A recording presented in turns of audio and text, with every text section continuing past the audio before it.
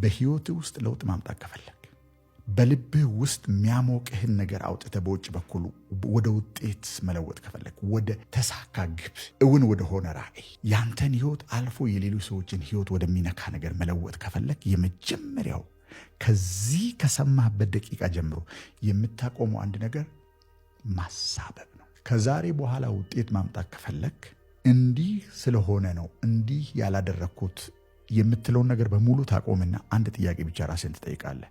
እንዴት ባደርግ ነው ይሄን ውጤት የማመጣው? እንዴት ባደርግ ነው ይሄን ራዕይ የማሳካው? እንዴት ባደርግ ነው ይሄን ቢዝነስ የምገነባው? ማትጠይቀው ጥያቄ ደግሞ በአንጻሩ ምን ይሆናል መሰለ? እንዲህ አይነት ቢዝነስ መገንባት ጀምሬ ነበር ወይም ለመገንባት ፈልጌ ነበር፣ እንዲህ አይነት ህይወት ለመጀመር ፈልጌ ነበር፣ ግን እንዲህ የለኝም፣ አላውቅም፣ ልምድ፣ ዕውቀት፣ ገንዘብ እያልን የምናሳብበው ነገር ሙሉ በሙሉ እናቆምና እንዴት አድርገን ልናሳካው እንደምንችል ያን የምናስበውን ነገር ብቻ ራሳችንን እንጠይቃለን። አሁን እንግዲህ ደመነፍሳዊ ፓተርን ነው ላሳይና ለምን አሁን ምለውን ነገር እንደምላሳይ።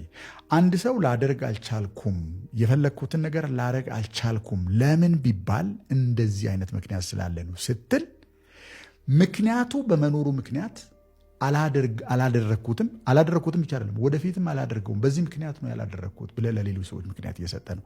ምን ማለት ነው? ሳብኮንሽስሊ አላደርገውም፣ አልችለውም፣ ከአቅሜ በላይ ነው። ስለዚህ በንግግር እያወራ ነው እንጂ በደመነፍስ የቆረጠ የተወሰነ ያለቀለት ውሳኔ ነው ማለት ነው። I am not going to do it። ስለዚህ ጉዳይ ለምን ማውራት አስፈለገ? ልታደርገው ማትፈልግ ከሆነ ፍላጎቱ ደግሞ እስካሁንም ድረስ ካለ ከሁለቶቹ መካከል አንድ ነገር ብቻ ከሆነ ማድረግ ያለብን ወይ ፍላጎታችንን ባወጣን መንገድ ወጥተን ባወረደን መንገድ ወርደን ያስከፈለንን ዋጋ ከፍለን ማድረግ ነው። አንደኛው ይሄ ነው።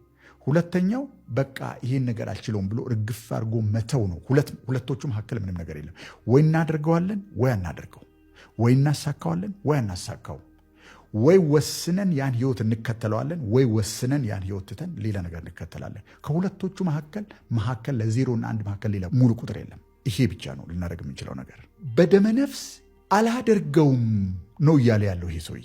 ምክንያት አመጣ ማለት አሳበበ ማለት አትፍረዱብኝ ማድረግ ያልቻልኩት ወይም ማድረግም የማልችለው ወደፊት በዚህ ምክንያት ነው እያለ ነው ያለው።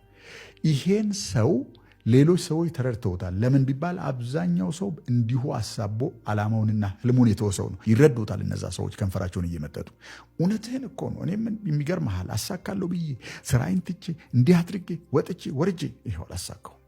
እንዲህ የሚሉ ሰዎች እኮ ቅዠታቸውን ነው የሚቃዡት። ዝም ብሎ ማይጨበጥ መሬት ላይ የማይወርድ ነገር እኮ ነው የሚያወሩት። ለምን አተውም በቃ የሚሉ ሰዎች ስለሆኑ በአብዛኛው መሬት ላይ ያሉት። ይሄ ሰው ልክ ይሄን ሲል ከኃላፊነት ነፃ ያደርጉታል የሰሙ ሰዎች።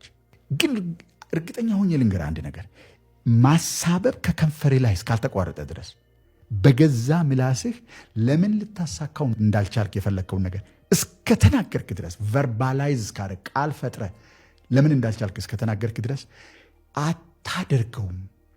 ደመነፍሳዊ ፓተርንህ እንደማታደርገው እርግጠኛ ያደርግሃል። ለምን ብትል የሆነ ነገር ትሞክራለህ፣ ወዲያው ያ በራስህ ላይ የተናገርከው ነገር ጠቅላላውን የሰውነትን ኢነርጂ አንቀሳቅሷል። የጀመርከውን ትተህ ወደ ነበርክበት ትመለሳለህ።